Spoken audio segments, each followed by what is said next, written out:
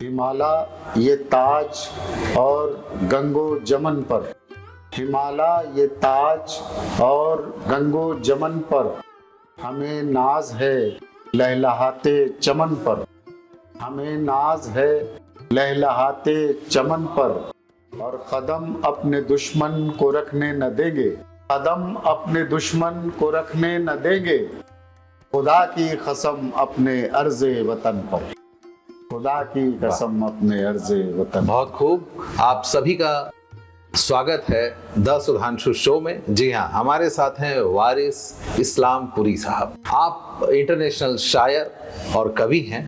इनसे करेंगे हम ढेर सारी बातें। तो पहले तो आपका हमारे शो में बहुत सारा स्वागत है। शुक्रिया। तो ये बताइए कि वारिस साहब की कब ये यात्रा आपकी शायरी के क्षेत्र में, किस उम्र से आप लिखना शुरू किए? लगभग मेरा 14 साल का सफ़र है।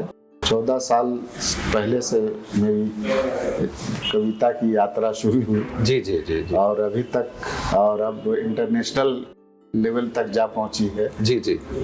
इसमें ऊपर वाले का बहुत बहुत करम है जी। और सामईन की दुआ है। जी जी। शुरू में पहले क्या किसी और प्रोफेशन में थे? नहीं, अभी भी हम मेडिसिन कंपनी, फार्मा कंपनी में एरिया सेल्स मैनेजर है। अच्छा अच्छा अच्छा अच्छा। तो ये आपको कब लगा कि अब आपको इसमें जाना चाहिए, कविताओं के क्षेत्र में? नहीं, कविता हम शुरू से ही मेरी रुचि रही है, लेकिन इधर 14 साल पहले से शायरे और कवि सम्मेलन में जी मेरी एंट्री होने लगी, मैं शिरकत करने लगा हूँ। जी जी। और देश के अनेक कोने में, अभी उड़ीसा में भी था 9 नवंबर को एक ऑल इंडिया मुशायरा उर्दू एकेडमी के ज़रिए तमाम जो मुनक़िद हुआ था, उसमें मेरी शिरकत हुई। इससे पहले कलकत्ता में आसनसोल में शत्रुघ्न सिन्हा जी का एक प्रोग्राम था, बहुत बड़ा प्रोग्राम था जी, जिसमें मेरी हाजिरी हुई है। अच्छा। तो अनगिनत इंडिया में, और अभी ओमान में 4 अक्टूबर को, जिसमें हिंदुस्तान की जानी मानी शायरा शबीना अदीब, जौहर कानपुरी साहब थे, और खुर्शीद हैदर साहब थे, जी जी। मोनिका दुबे जी थे। तो इन लोगों के साथ पढ़ने का शुभ अवसर प्राप्त हुआ। अच्छा अच्छा, ये बताएं वारिस साहब कि आपको किस तरह की शायरी में ज़्यादा अच्छा फील होता है? बेसिकली शायर का एक कर्तव्य है जी। वो कर्तव्य ये होता है कि समाज को आईना दिखाए। जी जी। जो समाज में जो भी बुराई है उसको आईना दिखाए, उसको अच्छाई की तरफ ले जाए, और सही मैसेज। और देश के हम नागरिक हैं, तो मेरा ये कर्तव्य है कि हम देशभक्त हों, देश के प्रति प्यार करें और अपने देश के लिए जान दें। जी, ये हमारा कर्तव्य है। इसलिए मैं बहुत ज़्यादा कविताएं, देशभक्ति कविताएं करता हूँ, और इससे मेरी रुचि है। और दूसरा, शायरी ऐसी हो जिससे किसी का दिल न दुखे, जी जी, या किसी को टारगेट ना किया जाए, जी, बल्कि शायरी ऐसी होनी चाहिए जो समाज और लोगों का के काम आए।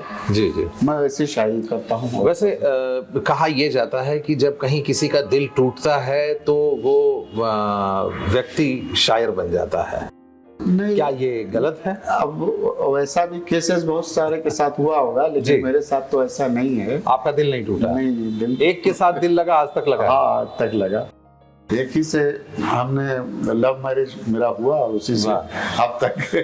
अच्छा अच्छा। हाँ हाँ। तो ये बताएं कि आप अभी तक भारत की अगर हम बात करें तो कहाँ तक आप शायरी अपनी कर चुके हैं? क्या भारत के तमाम स्टेट में आप हो चुके हैं? हाँ, सिर्फ एक स्टेट महाराष्ट्र छूटा हुआ है। मोस्ट प्रोबेबली 2025 में वही पूरा होने वाला है। अच्छा अच्छा। हाँ, यानी कि आमंत्रण मिल चुका है। हाँ हाँ हाँ, बहुत खूब। आंध्रा, उड़ीसा, बंगाल, ये सब मोस्ट ऑफ द स्टेट हम विजिट कर चुके हैं। सिर्फ महाराष्ट्र जो है जी बचा हुआ है, रिमेनिंग है, और मोस्ट प्रोबेबली आने वाले दिनों में जी वहाँ भी जाने का इरादा है। अच्छा, ये बताएं वारिस जी कि आपके परिवार का कितना सपोर्ट रहता है आपकी शायरी में? नहीं, परिवार का तो सपोर्ट रहता है। वो ये नहीं कहते कि क्या बैठे लिख रहे हो, कहाँ घूम रहे हो?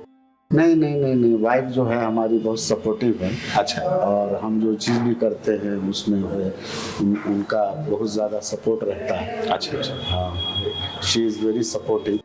तो और बच्चे लोग भी जो हैं वो शायरी से रुचि करते हैं, लेकिन हम बोलते हैं कि ज़्यादातर तुम अपना पढ़ाई पर कंसंट्रेशन डालो। जी जी।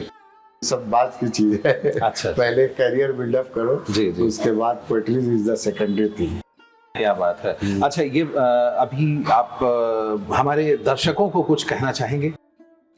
हाँ, दर्शकों को हम ये कहना चाहते हैं कि कविता एक ऐसी चीज़ है जो एक अदब है, और इससे इंसान बहुत कुछ जीने का तरीका सीखता है। ये इंसान को सभ्य बनाता है, सिविलाइज्ड बनाता है।